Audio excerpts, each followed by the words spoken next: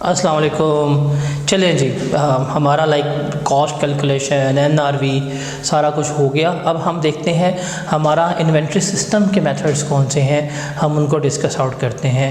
एक हमारा perpetual inventory system होता है, दूसरा हमारा पीरियोडिक इन्वेंट्री सिस्टम होता है। तो इसको हम डिस्कस करते हैं क्या है क्या नहीं है। बेसिकली हमारे पास कॉस्ट ऑफ सेल्स कैलकुलेट करने के ना दो मेथड हैं। एक है पीरियड एंड सिस्टम, एक जिसे हम कहते हैं पीरियड एंड मेथड। एक हमारे पास कहलाता है जिसे हम कहते हैं परपेचुअल इन्वेंट्री सिस्टम। देखिए, परपेचुअल का मतलब है रेगुलरली बेसिस के ऊपर, लगातार हम क्या कर रहे हैं, हम टाइमली बेसिस के ऊपर उसको अपडेट कर रहे हैं। हम रोज़मर्रा की बेसिस पे उसे क्या कर रहे हैं, अपडेट कर रहे हैं। अभी सेल हुईंगी अपडेट कर लेंगे, अभी सेल होगी अपडेट कर लेंगे। और पीरियोडिक इन्वेंट्री सिस्टम का मतलब होता है कि at the end of the period हम क्या करेंगे, जाके उसमें एडजस्टमेंट्स वगैरह कर रहे होंगे। दो सिस्टम होते हैं। अब पीरियोडिक एंड सिस्टम, जिसे पीरियड एंड सिस्टम भी कहते हैं, पीरियोडिक इन्वेंट्री सिस्टम भी कहते हैं, इसके कुछ फीचर्स हैं क्या कि इसमें हम इन्वेंट्री हो गई और कॉस्ट ऑफ गुड्स को हर ट्रांजैक्शन के ऊपर अपडेट नहीं कर रहे होते। परचेजेस जो हैं वो हम रिकॉर्ड करते हैं परचेजेस के अकाउंट के ऊपर, और हर सेल्स जब होती है तो परचेजेस से उठा के हम किस में डालते हैं, कॉस्ट ऑफ सेल्स में जो है वो डाल रहे होते हैं। जो कॉस्ट ऑफ सेल्स जो है वो अकाउंट हमारा इसमें एग्जिस्ट नहीं कर रहा होता। हम अकाउंटिंग जाके एंड पे देखते हैं कि हमारा क्लोजिंग एंट्री में कितना क्लोजिंग स्टॉक जो है वो पड़ा हुआ है।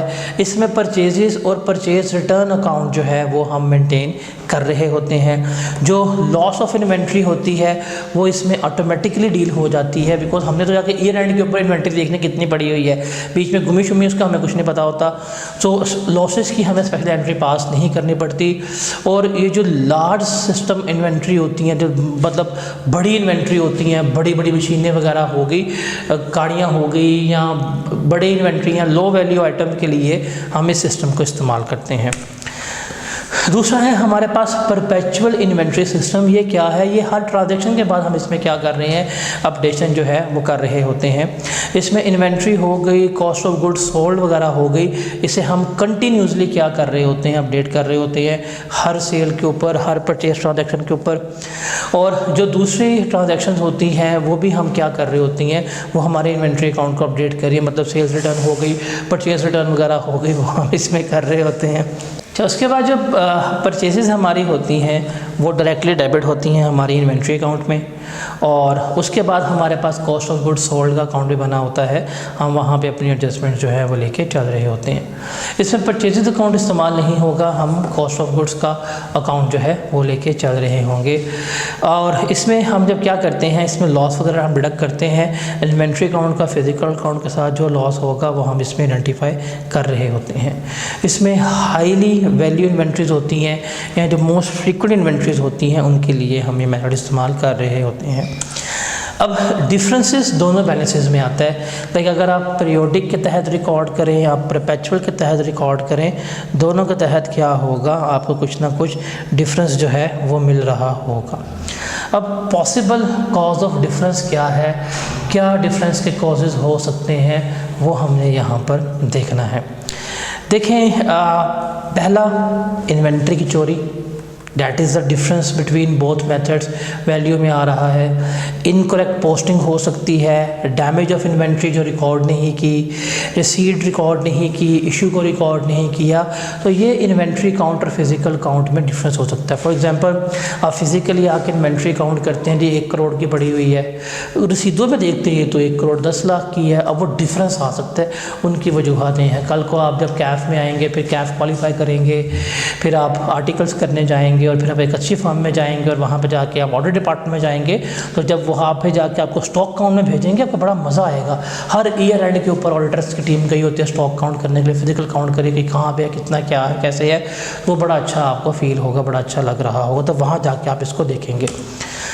अच्छा, पीरियोडिक इन्वेंट्री सिस्टम और परपेचुअल इन्वेंट्री सिस्टम, इनका जो जर्नल एंट्रीज़ हैं वो हम देखते हैं क्या है क्या नहीं है। देखें, पीरियोडिक इन्वेंट्री सिस्टम की बात करें तो इसमें ओपनिंग इन्वेंट्री जर्नल एंट्री क्या होगी, हम कॉस्ट ऑफ सेल्स जो है वो डेबिट होगी, और इन्वेंट्री अकाउंट जो है वो हमारा क्या हो रहा होगा, क्रेडिट हो रही होगी।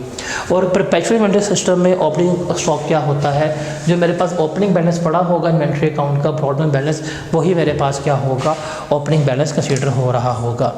इसमें जब हम कोई भी इन्वेंट्री परचेज करेंगे, एंट्री होगी परचेज अकाउंट डेबिट, पेएबल या कैश क्रेडिट होगा। इसमें हम क्या करेंगे, इन्वेंट्री अकाउंट डेबिट होगा और पेएबल्स या कैश जो है वो हम क्रेडिट कर रहे होंगे। इसमें फ्रेट पे किया, कैरेज पे किया, कोई भी डायरेक्ट कॉस्ट वगैरह हमने इनकर की तो वो हम कैरेज इन कॉस्ट में या प्रोडक्शन कॉस्ट में, उसमें हम उस अकाउंट में जाकर डेबिट करेंगे और पेएबल कैश जो है वो हमारा क्रेडिट हो रहा होगा। परपेचुअल इन्वेंट्री सिस्टम अगर इस तरह कोई भी डायरेक्ट कॉस्ट इनकर हुई तो किस अकाउंट में जाएगी, इन्वेंट्री अकाउंट डेबिट होगा और हमारा पेएबल अकाउंट जो है हम क्रेडिट कर रहे होंगे।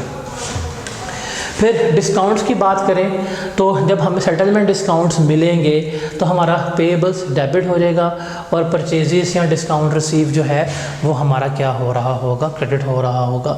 और परपेचुअल में हमें जब डिस्काउंट मिलेगा तो पेएबल्स हमारा डेबिट होगा और इन्वेंट्री हमारी क्या हो रही होगी, कम हो रही होगी। फिर रिटर्न टू सप्लायर, अगर हम सप्लायर्स को रिटर्न कर रहे हैं, परचेज रिटर्न कर रहे हैं तो पेएबल्स अगर उधार पे लिया था तो वो डेबिट या कैश डेबिट जो हम बुक्स ऑफ प्राइम एंट्री में पढ़ के आ चुके हुए हैं। और परचेज रिटर्न जो है हम क्या करेंगे, क्रेडिट करेंगे। इसमें क्या क्रेडिट होगा, इन्वेंट्री जो है वो हमारी क्रेडिट हो रही होगी। तो बेसिक डिफरेंस है। सेल्स करेंगे तो कैश डेबिट, सेल्स क्रेडिट, या रिसीवेबल्स डेबिट होंगे, सेल्स क्रेडिट। इसमें जब हम सेल्स करेंगे तो कैश डेबिट, सेल्स क्रेडिट पहली एंट्री पास करेंगे और दूसरी एंट्री हम करेंगे कॉस्ट ऑफ सेल्स डेबिट और इन्वेंट्री अकाउंट जो है क्रेडिट कर रहे होंगे। हमारी जो मोस्टली जो हमने फाइनेंशियल स्टेटमेंट बनानी है वो हम परपेचुअल के मुताबिक बना रहे होते हैं, तो ये चीज़ हमारी बहुत ज़्यादा इस्तेमाल हो रही होती है। और ख़ास तौर पर जो आगे कुछ आपको कम्प्लेक्स एमसीक्यूज़ में मिलेंगे जिसमें गुड्स एंड ट्रांजिट होती हैं, जो सेल्स की होती हैं, सेल्स एंड ट्रांजिट वगैरह है, तो वो परपेचुअल इन्वेंट्री सिस्टम के तहत हम लेके चल रहे होते हैं। तो यहाँ पे सेल्स होगी, उसकी अलग एंट्री होगी, और जो हमारी इन्वेंट्री मूव हुई है उसकी एंट्री हम अलग पास कर रहे हैं। हम बता रहे हैं इतनी गुड्स बेची हैं और इतने का स्टॉक उठा के हमने सेल्स में कन्वर्ट किया है, तो वो हम इसमें बता रहे होते हैं। फिर जब सेल्स रिटर्न होगी तो सेल्स रिटर्न डेबिट, रिसीवेबल या कैश क्या होगा, हमारा क्रेडिट हो रहा होगा।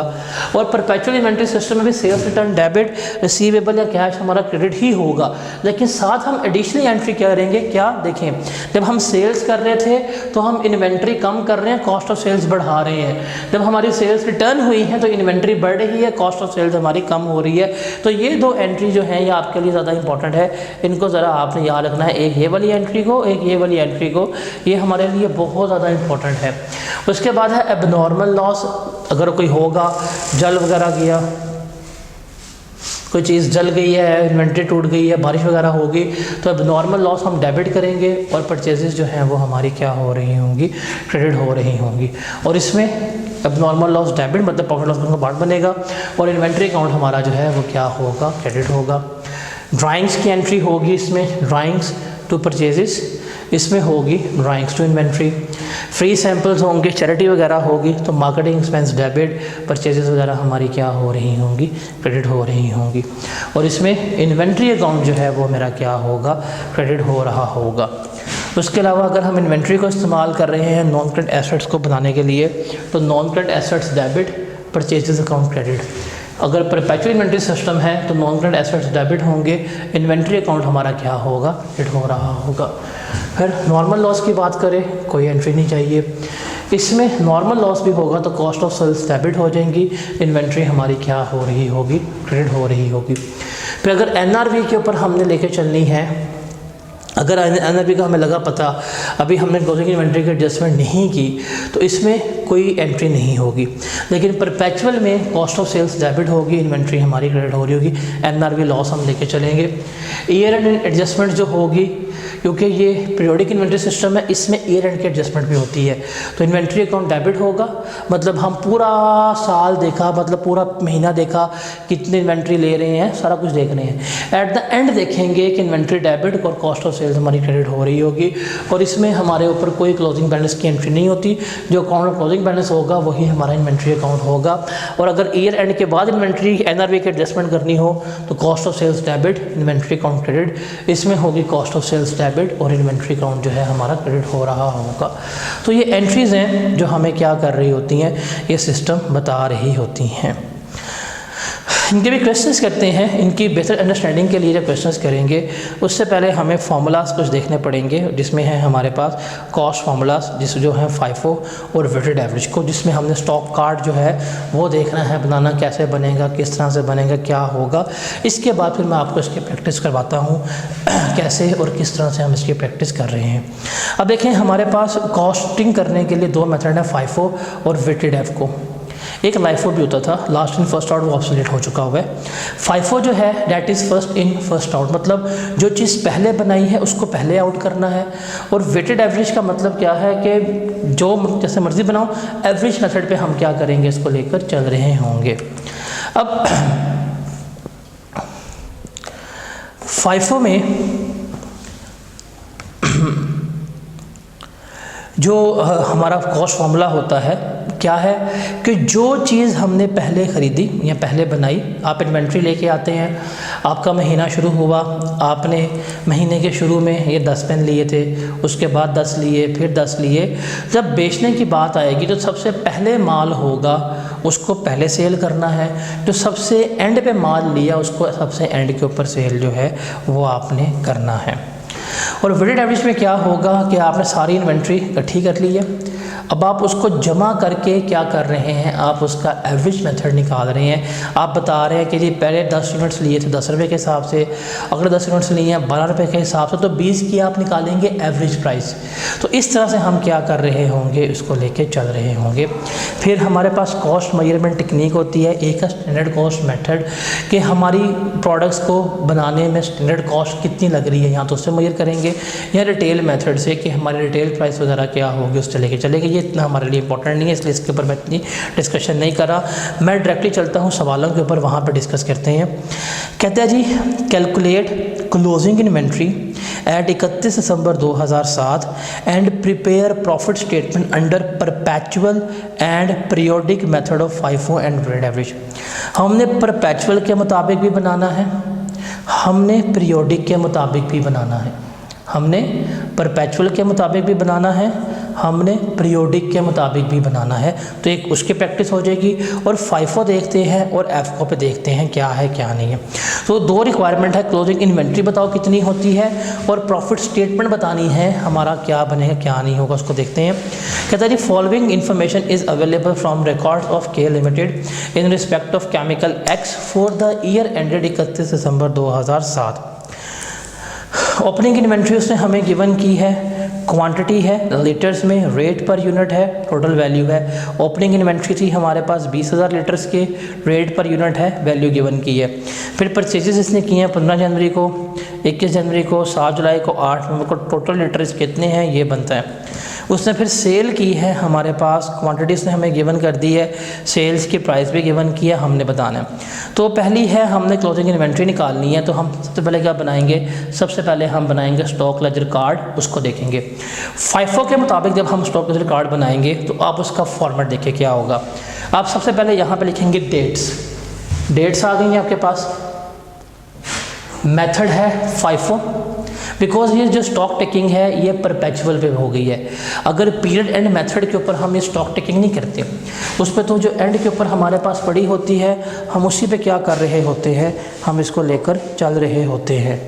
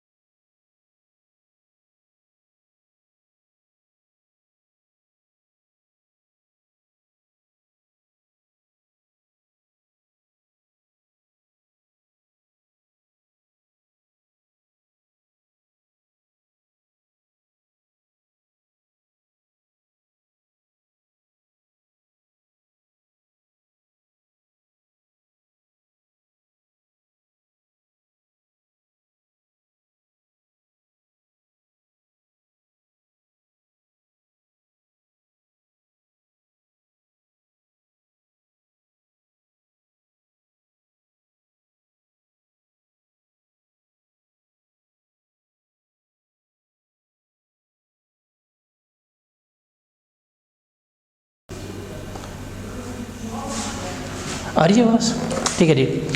तो ये हमने किस पे लेके चलना है, ये सिर्फ हमारा बनेगा परपेचुअल सिस्टम के मुताबिक हम बना रहे होंगे, पीरियोडिक में ये नहीं बनता। अच्छा, डेट्स लिखनी है आपने, एक कॉलम आएगा रिसीव का, एक कॉलम आएगा इशू या सोल्ड का, तीसरा कॉलम आ जाएगा हमारे पास बैलेंस का। देखें ये सवाल है हमारे पास, ओपनिंग बैलेंस है 20,000 लीटर, रेट 11 का है, टोटल वैल्यू कितनी 220। तो देखें ओपनिंग रेट लिखेंगे, ये कम टाइम 117, क्वांटिटी कितनी है 20,000, रेट कितना है 11, क्या है अमाउंट कितनी पड़ी हुई है हमारे पास 2,20,000 की अमाउंट हमारे पास मौजूद है। फिर आगे चलेंगे, हम देखेंगे क्या हुआ क्या नहीं हुआ। अब उसने 15 जनवरी को 11,000 क्वांटिटी परचेज़ की है, नहीं ऐसे नहीं, हमने परचेज और सेल दोनों देखने हैं। अब ओपनिंग बैलेंस था 11 जनवरी को 9,000 लीटर हमने सेल किया है 15 के हिसाब से, तो हम यहाँ पर लिखेंगे 11 तारीख आ गई, 9,000 लीटर आ गया। चूँकि यहाँ पे देखें ये जो प्राइस है ना सेल वाली, ये हमारे पास है सेलिंग प्राइस, और ये वाला जो हम कार्ड बना रहे हैं ये कॉस्ट का कार्ड है, तो हम यहाँ पे क्या लेंगे कॉस्ट। अब चूँकि FIFO मेथड है उस पर कहेंगे ये मेरे पास पड़ा था 20,000 रुपया, इस 20,000 क्वांटिटी से 9,000 मैंने बेच दी है, कितने वाली 11 वाली, 99,000 की मैंने सोल्ड कर दी। अब 9 का बिक गया, रिमेनिंग कितना बचा 11,000, रेट क्या है 11 है, और ये मेरे पास 1,21 की अमाउंट जो है आ गई। अब आ जाएगा हमारे पास 15 जनवरी।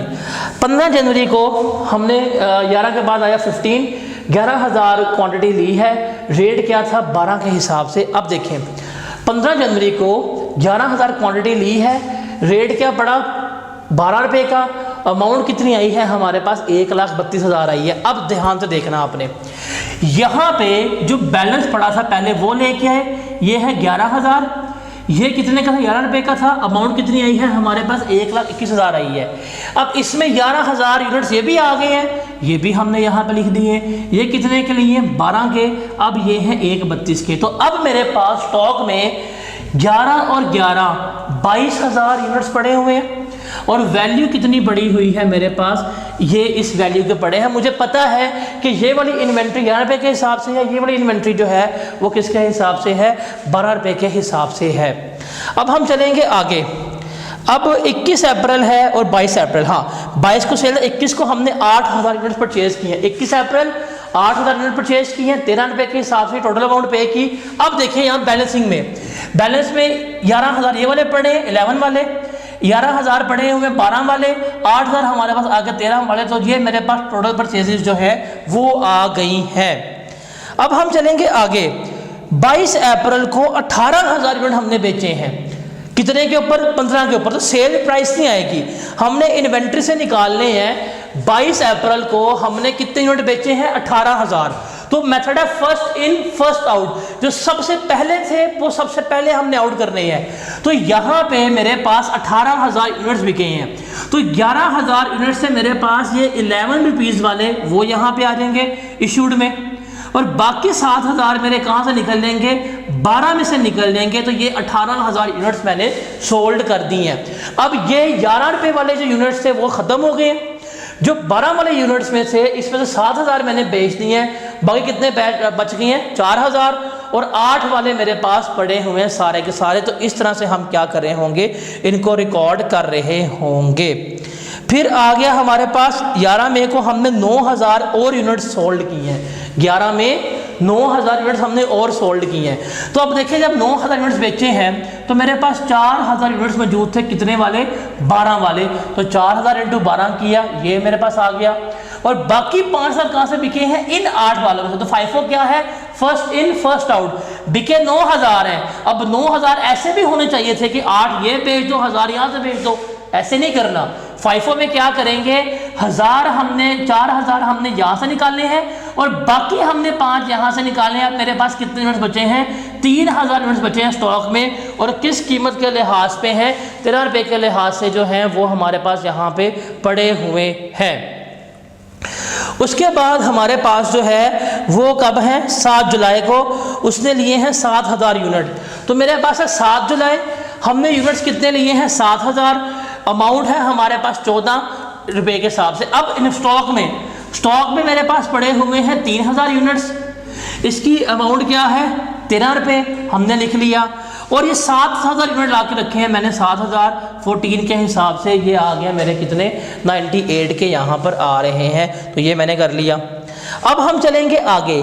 8 जुलाई को हमने और लिया सामान कितना 14,000 यूनिट्स, तो 8 जुलाई क्वांटिटी ली है हमने 14,000 यूनिट्स की, रेट है हमारे पास 15, ये कितना आ गया 2,10,000 आ गया। तो 3,000 यूनिट्स मेरे पास पड़े हैं 13 वाले, 7,000 पड़े हैं 14 वाले, और ये 14,000 यूनिट्स पड़े हैं मेरे पास 15 वाले। ये मेरे पास सारा स्टॉक जो है मौजूद था कब 8 तारीख को। अब हम चलते हैं 20 को हमने 12,000 यूनिट्स होल्ड कर दी है, 12 से होल्ड किए हैं, तो 3 के 3 तो ये निकल जाएंगे, 3,000 ये यूनिट्स जो है हमारे सोल्ड हो गए। 7 मेरे गए हैं 14 वाले, और बाकी जो मेरे पास गए हैं वो कितने गए हैं 15 वाले गए हैं, तो ये मेरे पास आ गया। अब मैं इसको सम करूंगा, तो टोटल परचेजेस जो मैंने की हैं 1 32, 1 4 98, 2 10, मतलब कितने की हुई हैं 5,44,000 रुपये की। टोटल जो मैंने सेल्ड की हैं, जो चीज़ें बेची हैं, जो कॉस्ट ऑफ सेल्स है 99,000, 1 21 84 48 65 39 98 30, मतलब टोटल मेरी कॉस्ट ऑफ सेल्स कितनी है 584 है। और क्लोजिंग इन्वेंट्री कितनी है मेरे पास थे ये 14,000 यूनिट्स, 2 मैंने बेच दिए, तो 12,000 मेरे पास यूनिट्स मौजूद हैं, किसके हिसाब से 15 के हिसाब से। तो ये मेरे पास क्या आ रही है, ये मेरे पास मेरी क्लोजिंग इन्वेंट्री जो है वो बन रही है, वो कंसीडर हो रही है। तो अब पीरियोडिक में, परपेचुअल में तो हम ये करेंगे, पीरियोडिक में क्या करेंगे, देखिए समराई परपेचुअल क्या होती है। अब पीरियोडिक में हम क्या करेंगे, देखिए पीरियोडिक में मेरे पास ओपनिंग इन्वेंट्री कितनी थी 20,000 यूनिट्स की, लिख दिया 20,000 यूनिट्स। टोटल मैंने कितने परचेज किए हैं 40,000, 40,000 में ऐड करूंगा। बेचे कितने हैं 48,000, यहाँ पे मेरे पास क्वांटिटी गिवन है, 48 लेस करूंगा तो मेरे पास क्या आ जाएगा 12,000। तो मेरे पास क्लोजिंग इन्वेंट्री कितनी है 12,000। अब चूंकि वैल्यू क्लोजिंग इन्वेंट्री पीरियोडिक है, इसमें आखिरी 12,000 यूनिट हमने कितने पे लिए थे 15 रुपये के हिसाब से लिए थे ना, यहाँ पे से हमें गिवन किया है, तो हम 15 × 12 करेंगे तो मेरे पास क्या आ जाएगा 1,80,000 आ जाएगा। तो पीरियोडिक में और परपेचुअल में ये है। परपेचुअल में हमने पूरा कार्ड बनाया, कब खरीद रहे हैं, ला के डाल रहे हैं, निकाल रहे हैं, शो कर रहे हैं। पीरियोडिक में एंड के ऊपर, मंथ के एंड के ऊपर, साल के एंड के ऊपर, सर कितने यूनिट्स मौजूद थे हमारे पास इन्वेंट्री में 12,000, आखिरी परचेज कब की थी 15 की, उस हिसाब से लगाया तो मेरे पास क्या आ जाएगा आ रहा होगा।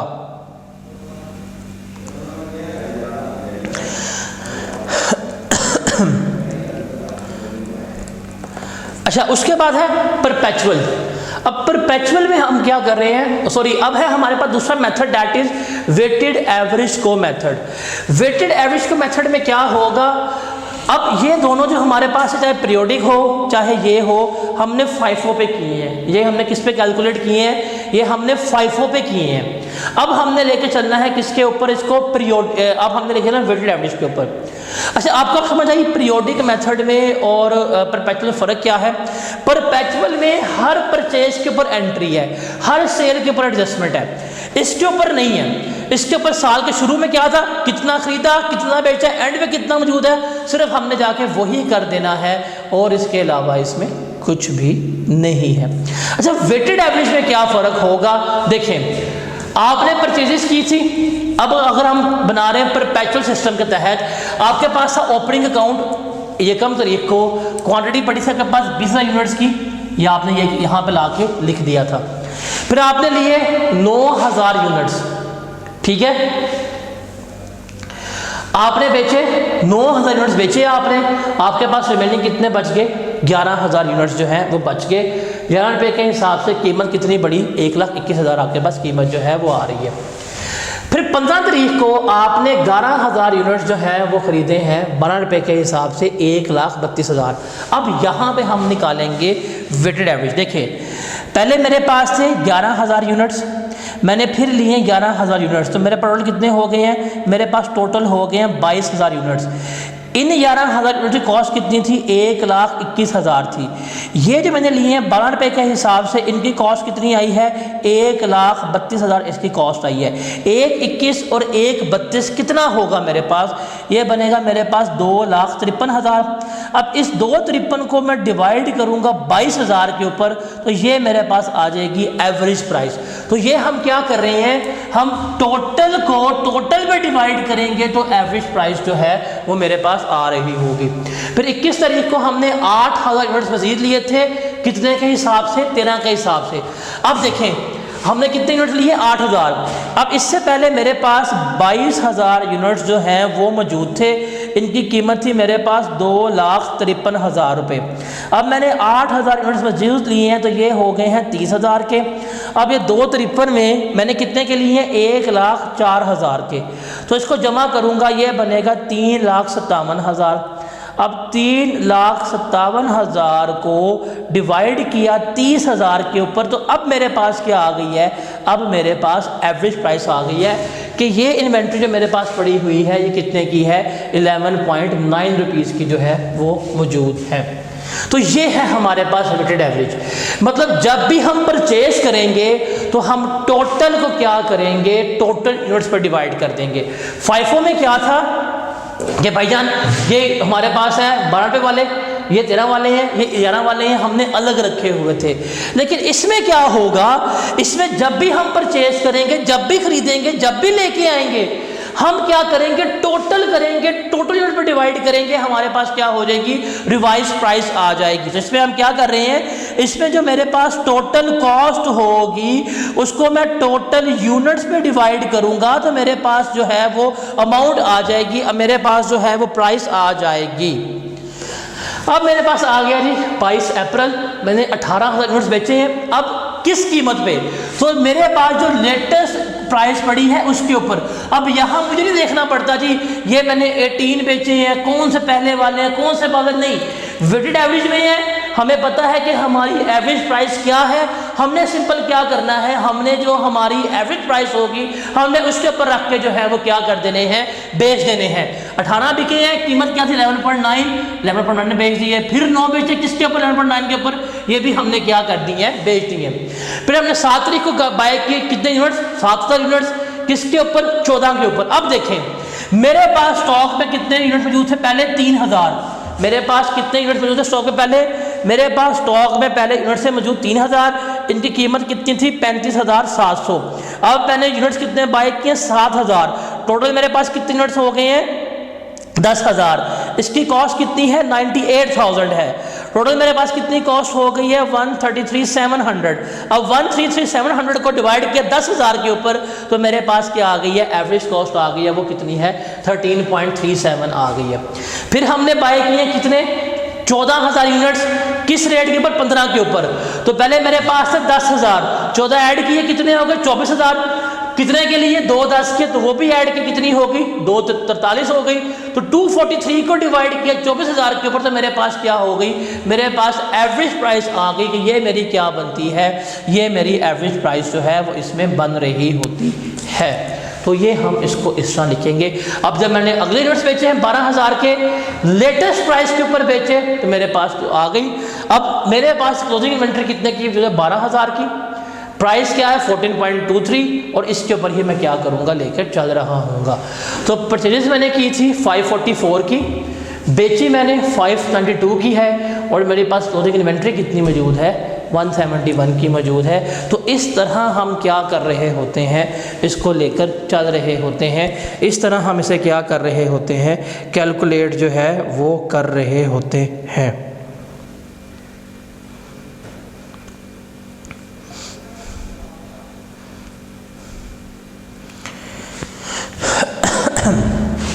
तो ये आपका वेटेड एवरेज और फाइफो में मेन है। अब पीरियोडिक सिस्टम के तहत देखिए, अगर हमारा फाइफो बेसिस है उस पर पीरियोडिक सिस्टम बड़ा आसान है। परपेचुअल में तो हमें बनाना है स्टॉक कार्ड। पीरियोडिक में क्या होगा ज़रा देखें, हमारे पास सवाल में ओपनिंग यूनिट्स कितने के मौजूद थे, 20,000, रेट क्या था 11, 220 के। तो जब हम बना रहे हैं लिख देंगे जी ओपनिंग यूनिट कितने हमारे पास 20,000, कॉस्ट क्या थी 2,20,000। फिर हमें उससे सवाल में गिवन किया हमने कितने यूनिट्स बाय किए हैं, 40,000। किस वैल्यू के ऊपर, 5,40,000 के ऊपर हम यहाँ पर लिख देंगे 40,000 यूनिट बाय किए हैं, किस कीमत के ऊपर? 544 के ऊपर। तो टोटल हमारे पास कितनी हुई परचेजेस? 60,000 रुपये की। टोटल कॉस्ट कितनी हुई? 764 की हुई। तो 764 को डिवाइड किया 60,000 के ऊपर, तो मेरे पास क्या आ जाएगा? वेटेड एवरेज आ जाएगा कि ये मेरा एवरेज रेट बनता है अंडर पीरियोडिक सिस्टम। अब हमने यूनिट्स निकालने हैं। ओपनिंग यूनिट्स मेरे पास कितने थे? 20,000 थे। परचेज मैंने किया 40,000, बेचे मैंने 48,000 है। क्लोजिंग इन्वेंट्री मेरे पास कितनी है? 12,000 की। तो 12,000 मेरा बचे हैं और रेट मेरे पास 12.73 है, ये मेरे पास आ जाएगी। अच्छा, दोनों में चाहे आपका पीरियोडिक हो चाहे आपका परपेचुअल हो, नंबर ऑफ यूनिट्स जो है वो आपके सेम होंगे, उसमें कोई तब्दीली जो है वो नहीं आएगी। तो ये है परपेचुअल इन्वेंट्री सिस्टम के तहत वेटेड एवरेज कार्ड बनाना, ये है पीरियोडिक सिस्टम के तहत। अगर हमने अब प्रॉफिट एंड लॉस अकाउंट बनाना हो तो हम यहाँ पे देख सकते हैं, उसने हमें यहाँ पे सेल्स बताई हैं कि सेल्स कितने की हुई हैं? 741 की। अब देखें ज़रा प्रॉफिट एंड लॉस अकाउंट, अगर हम FIFO बेसिस पे बना रहे हैं और परपेचुअल सिस्टम है, सेल्स इसने हमें कितने गिवन की है? 741 की। हमने यहाँ पे लिख लिया कि ये मेरे पास सेल्स हैं कितनी? 741 की। इसमें से लेस करवानी है मैंने कॉस्ट ऑफ सेल्स, तो FIFO के ऊपर मेरी कॉस्ट ऑफ सेल्स कितनी थी? 584 की थी। हम यहाँ पे क्या करवा सकते हैं? जाके लेस करवा सकते हैं।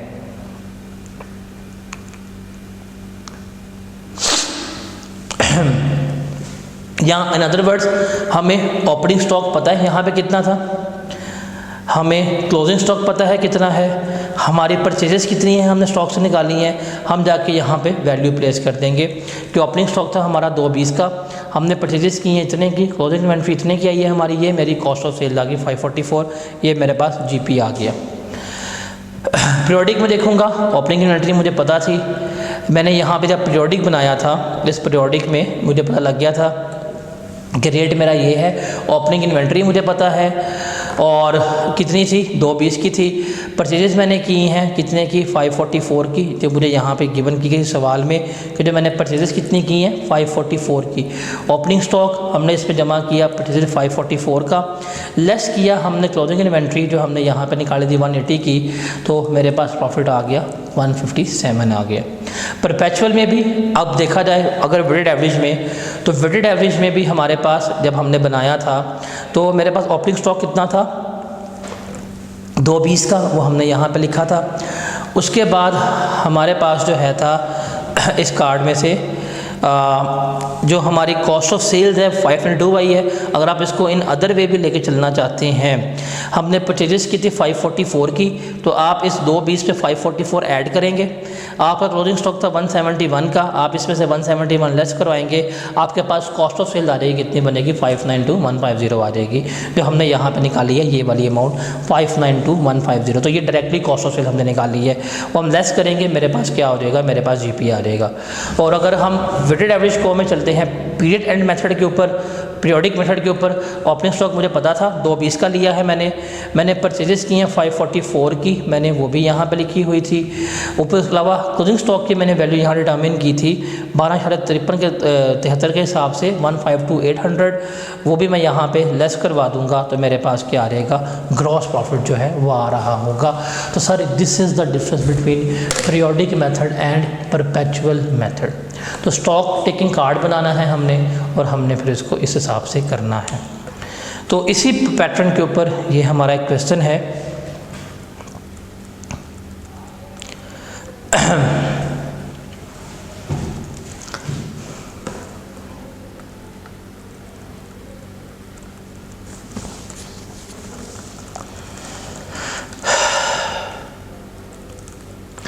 इसको डिस्कस करते हैं। कहता है जी, compute the value of closing inventory as would appear in ZT financial statement for the month of February 28, 2017। The following information has been extracted from the books of Jamil traders. Product है Vita plus, dates उसने हमें given की हैं left side के ऊपर। Opening balance है 4500 units, selling price है। फिर हमने परचेजेस की हैं, फिर सेल्स हैं, फिर परचेज रिटर्न है, फिर परचेज है, ड्राइंग्स है, सेल रिटर्न, सेल बैलेंस। तो as for physical inventory carried out month end 315 units were fault found, 315 units जो हैं वो कम हैं। And 400 units were found damage, और 400 यूनिट्स जो हैं वो हमारे क्या हैं, डैमेज है, यहाँ पे नुकसान हुआ है उनका। आउट ऑफ डैमेज यूनिट्स, जो डैमेज यूनिट्स हैं 300 units can be sold for ₹140। अब ये है NRV, एस्टिमेटेड सेलिंग प्राइस कितनी है 140। After be repair cost of 20, और जो एस्टिमेटेड कॉस्ट टू सेल है वो 20 है। Repair damage units have no sales value, और उनकी सेल्स वैल्यू कोई भी नहीं है, तो हम NRV निकाल सकते हैं। ZT यूजेस पीरियोडिक, कौन सा इन्वेंट्री पीरियड है, पीरियोडिक इन्वेंट्री मेथड इस्तेमाल करेगी। And inventory is valued at lower of cost on weighted average basis and net realisable value. तो अभी सवाल पढ़ लिया, कौन सा है मेरे पास, पीरियोडिक, वेटेड एवरेज, ओके। जिसको सॉल्व करते हैं, देखिए वेटेड एवरेज बनाना है हमने, और पीरियोडिक इन्वेंट्री है। ओपनिंग बैलेंस देखने हैं कितना है 4500, तो मेरे पास आ गया जी 4500 आ गया बैलेंस। किसके हिसाब से था, 120 के हिसाब से। मेरे पास अमाउंट आगे कितनी बनती है, 540 बनती है। उसके बाद है हमने की हैं परचेजेस। अब उसने की हैं परचेजेस 2700 की, और परचेजेस की हैं 2650 की। तो 2700 की 2650 की परचेजेस आ गई। 2700 की परचेजेस 125 की थी, 2650 की परचेजेस जो हैं वो 130 की थी, वो हमने बीच में ऐड कर दी। फिर परचेज रिटर्न 255 की गई है, वो हम यहाँ पे क्या करवा देंगे, लेस करवा देंगे। ड्राइंग जिसने की है 180 की, वो भी हम यहाँ पे लेस करवा देंगे। अब परचेज रिटर्न हुई है, ड्राइंग्स हुई हैं 120 125 के ऊपर, वो भी हम क्या करेंगे, लेस करवा देंगे। उसने हमें रेट गिवन किया हुआ है, तो मेरे पास एट द एंड ये यूनिट्स बच रही हैं, ये रेट मेरा बच रहा है, और ये अमाउंट। चूँकि उसने कहा है कौन सा मेथड है हमारा, ये उसने कह दिया मेरा मेथड है वेटेड एवरेज। तो टोटल कॉस्ट मेरे पास ये है, टोटल मेरे पास यूनिट्स ये हैं, इस कॉस्ट को डिवाइड किया यूनिट्स के ऊपर, तो ये मेरे पास एवरेज प्राइस जो है वो आ गई है, कितनी बनती है। अब मुझे क्या करना है, जो उसने नीचे इन्फॉर्मेशन दी है उसके मुताबिक उसने कहा है 3000 यूनिट्स जो हैं वो क्या हुए हैं हमारे टोटल।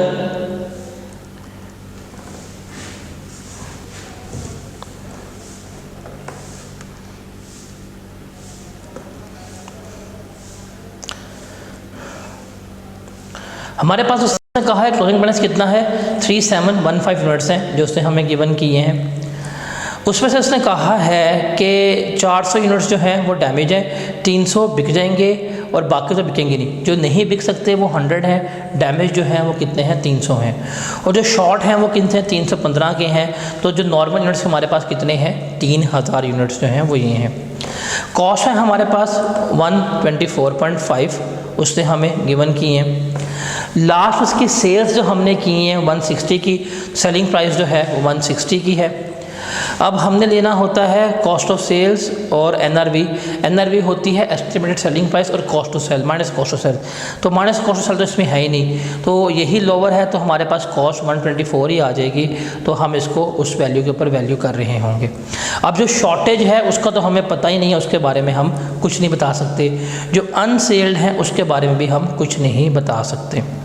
अब 300 यूनिट ऐसे हैं जो उसने कहा है 140 के बिक जाएंगे, तो उसकी एस्टिमेट सेलिंग प्राइस कितनी है 140, लेकिन कितना खर्चा करना पड़ेगा बेचने के लिए, 20 का लेस करवाएंगे। NRV कितनी आ रहेगी 120। तो कितने यूनिट्स हैं 300, कॉस्ट कितनी है 124.15, NRV कितनी है 120। तो कंपेयर करेंगे तो मेरे पास क्या आ जाएगा, लॉस आ जाएगा। और अगर सेल करना हो तो 30 × 120 करेंगे तो मेरे पास सेलिंग प्राइस आ जाएगी इतने के मेरे यूनिट्स जो हैं वो पड़ रहे हैं। अब ये सवाल आप लोगों की एज असाइनमेंट है, ये आप लोगों ने खुद करना है। इस सेशन का ये हमारा लास्ट ही सवाल है, उसके बाद फिर अगले सेशन में हम MCQs और ये चैप्टर हमारा वाइंड अप हो जाएगा। अभी आपने खुद बनाना है, कहता है जी calculate the closing value of stock and cost of sales under perpetual system using FIFO and weighted average method. FIFO और वेटेड एवरेज लगाना है, आसान है और परपेचुअल है। आप स्टॉक कार्ड बनाएंगे, वही परचेज, कॉस्ट और स्टॉक बैलेंस, परचेजेस, इशूड और स्टॉक बनाएंगे आप। ओपनिंग स्टॉक उसने हमें गिवन किया है 40 यूनिट्स हैं, परचेजेस की हैं, सेल्स हैं, परचेजेस हैं, फिर परचेजेस हैं, फिर सेल्स हैं, फिर सेल्स रिटर्न है, फिर परचेजेस हैं, फिर है purchase return were 100 of purchase on 9 जनवरी, मतलब जो यहाँ पे हमने परचेज़ की थी इस पे हमने गुड्स जो है सो वापस कर दी हैं। शॉर्टेज हैं और ड्राइंग्स हैं उसने हमें यहाँ पे गिवन कर दी हैं। ये शॉर्टेज होगी, ड्राइंग्स वगैरह होगी, उसने हमें यहाँ पे क्या की हैं, प्रोवाइड कर दी हैं। तो ये आप लोगों ने खुद करना है, ये आप लोगों की असाइनमेंट है, बिकॉज ये वही है जो हमने यहाँ पे बनाया है। डिटेल हमने बनाया था, ये ज़रा आप लोग खुद बनाएंगे ताकि आपको थोड़ा सा खुद प्रैक्टिस भी करें, हो जाएगा। तो वही 3 कॉलम बनाने हैं, परचेज़ का, इशूड का और बैलेंस का। वेटेड एवरेज में रिवाइज वैल्यू के ऊपर आ जाएगा, और फाइफो में जो बाय किया होगा हम उसके ऊपर इसको लेकर चल रहे होंगे।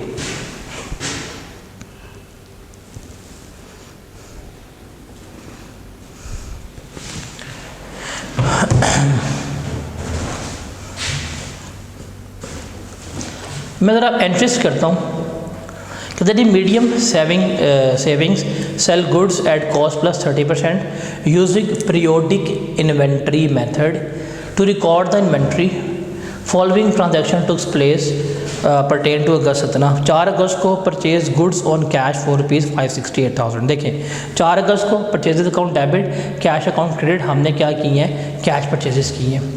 7 अगस्त को sold goods on credit for ₹2418। Debtor debit, sales हमारी क्या हो जाएंगी, क्रेडिट जो है वो इसमें हो रही होंगी।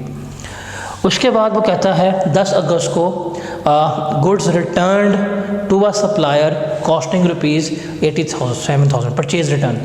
तो जो पेएबल्स हैं, पेएबल्स या कैश, पेएबल्स हमारे क्रेडिट हो डेबिट हो जाएंगे और परचेज रिटर्न जो है वो हमारी क्या हो जाएगी, क्रेडिट हो जाएगी। फिर 13 अगस्त को purchase goods on credit for ₹2360। आपने गुड्स ली हैं तो परचेजेस डेबिट, पेएबल्स हमारा क्या हो जाएगा, क्रेडिट हो जाएगा। फिर 13 अगस्त को पेड कैरेज इनवर्ड, आपने ट्रैवलिंग पे की है तो किस में जाएगा, हमारा कैरेज इनवर्ड जो परचेज एक्सपेंस है डेबिट हो जाएगा। कैश या बैंक हमारा क्या हो रहा होगा, क्रेडिट हो रहा होगा। फिर 20 अगस्त को हमने क्या की है, गुड्स रिटर्न की हैं जिसकी इनवॉइस कितनी थी, 58,500 थी। गुड्स हमें रिटर्न हुई हैं तो बेसिकली ये हमारी क्या है, कस्टमर रिटर्न गुड्स है, कस्टमर ने हमें गुड्स वापस की हैं, दैट इज़ सेल्स रिटर्न। तो सेल्स रिटर्न डेबिट हो जाएगी, रिसीवेबल हमारा क्या हो जाएगा, इस अमाउंट से क्रेडिट हो रहा होगा। उसके बाद है हमारे पास हमने कैश सेल्स की हैं 1,20,000 रुपये की और हमने 10,000 का डिस्काउंट दिया है। अब कैश सेल्स की हैं हमारे पास तो 1,20,000 की सेल्स क्रेडिट हो जाएंगी, कैश हमारा क्या होगा, 120 से डेबिट हो रहा होगा। फिर कहते हैं physical inventory count reveal that, उससे कहा अच्छा यहाँ पे अक्सर किस होता है कि यहाँ पे डिस्काउंट की एंट्री की है कि नहीं की। देखें अकाउंटिंग में याद रखिएगा, जब आप आल में जाएंगे, आप टैक्स में जाएंगे, वहाँ पे भी एक कंसेप्ट अप्लाई होता है। देखिए जहाँ पे भी वर्ड नेट ऑफ का लिखा, जहाँ नेट ऑफ का मतलब है कि इसमें से ये रकम कट गई हुई है, तो ये जो 1,20,000 है ये 10% 10,000 कटने के बाद है, इसलिए वो डिस्काउंट को यहाँ पे नहीं।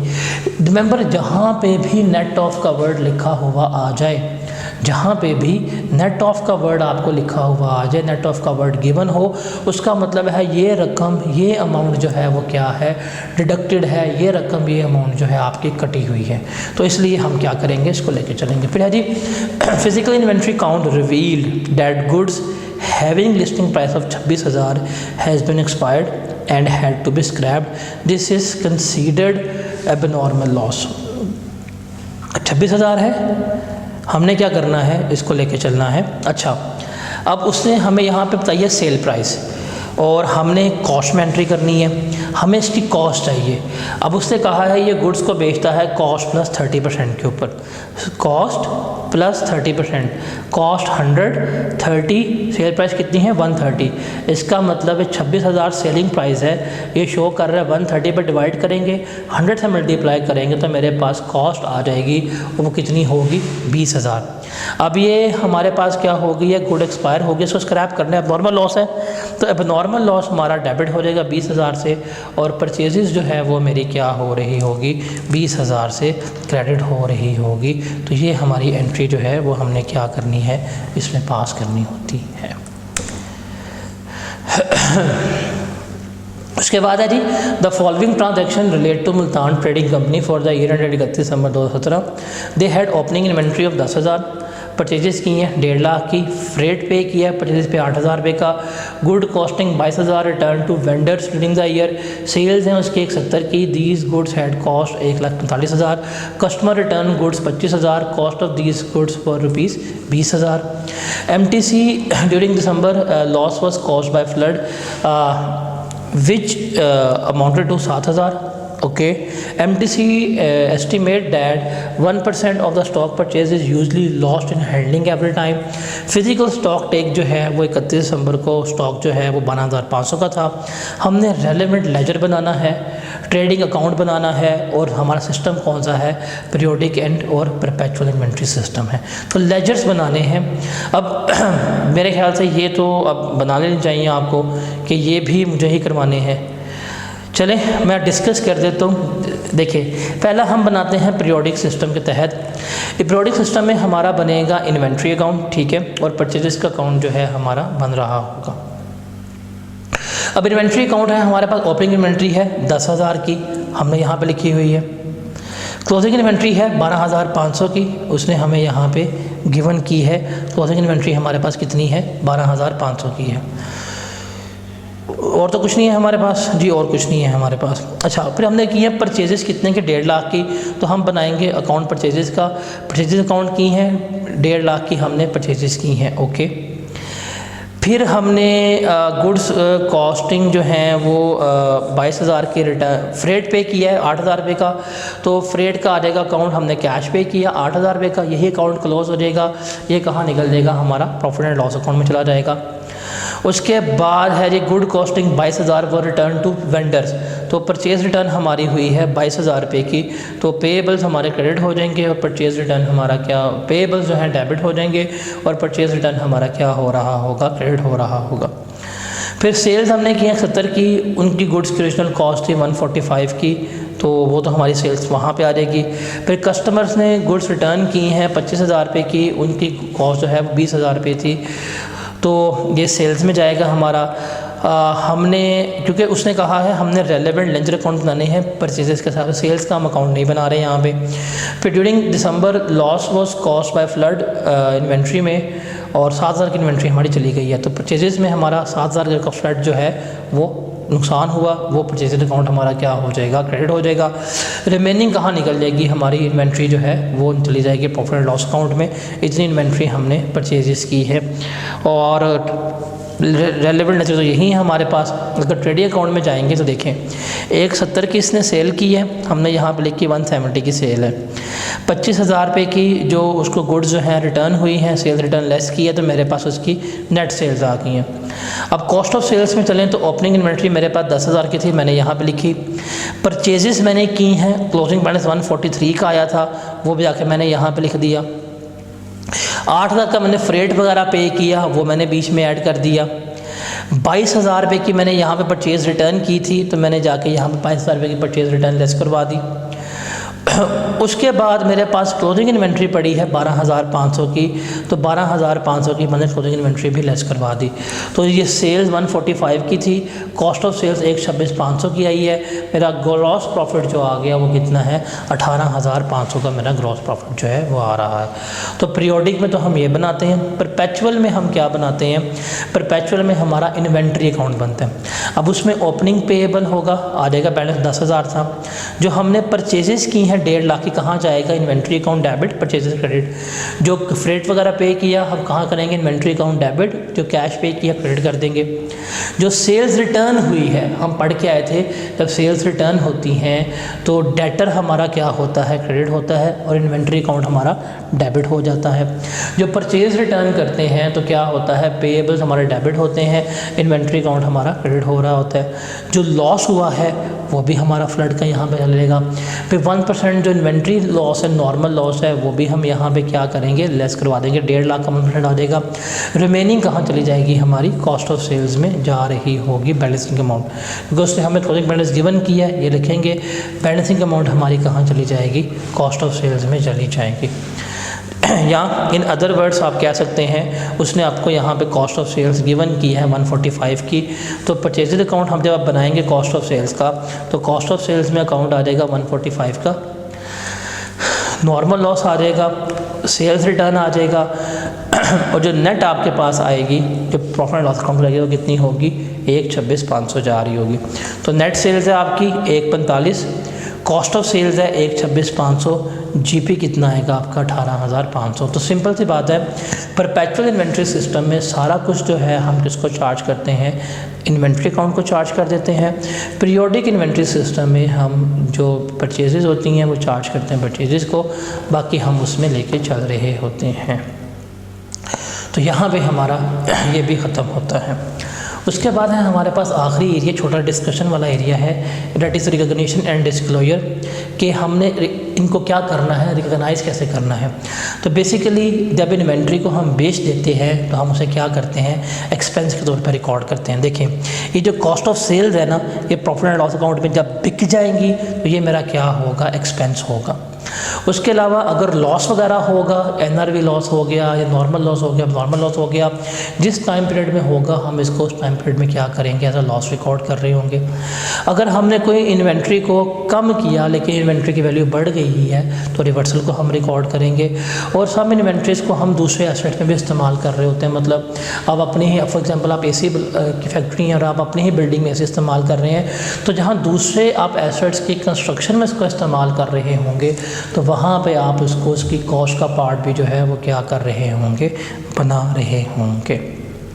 फिर डिस्क्लोजर रिक्वायरमेंट IAS 2 की, कि जब भी हमने डिस्क्लोजर देना होता है, जब हम अपनी फाइनेंशियल स्टेटमेंट बनाते हैं तो बताते हैं कि हमने कौन कौन सी पॉलिसीज़ जो हैं वो अडॉप्ट की थी। तो हम बताते हैं कि हमारी अकाउंटिंग पॉलिसीज़ क्या थी, वो बताएंगे। कॉस्ट फार्मूला हमारा कैसे इस्तेमाल हुआ, FIFO था, वेटेड एवरेज था, वो देखेंगे। परपेचुअल है, पीरियोडिक का, वो लिखेंगे। कैरिंग अमाउंट क्या है, कितनी इन्वेंट्री एक्सपेंस में रिकॉर्ड हुई है, कितनी इन्वेंट्री राइट ऑफ हुई है, NRV लॉस क्या हुआ है, ये सारा हमें क्या करना होता है, बताना होता है। जैसे स्पेसिमन के तौर के ऊपर हम बताते हैं कि हमारी ये एक स्पेसिमन है कि इन्वेंट्री जो है मैयर होंगी किसके ऊपर, लोअर ऑफ कॉस्ट के ऊपर या NRV के ऊपर।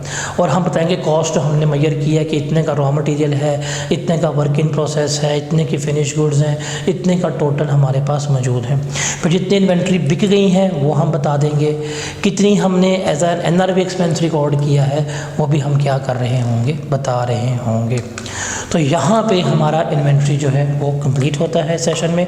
अब अगले सेशन में हम इसके सिर्फ़ और सिर्फ जो हैं वो MCQs जो हैं वो कर रहे होंगे। हमने डिटेल में डिस्कस किया है, अब MCQs करेंगे तो हमारा ये ख़त्म हो जाएगा। उम्मीद करता हूँ कि आप लोगों को समझ आ गई होगी, इसमें कोई किसी किस्म की प्रॉब्लम अब आप लोगों को फेस नहीं हो रही होगी।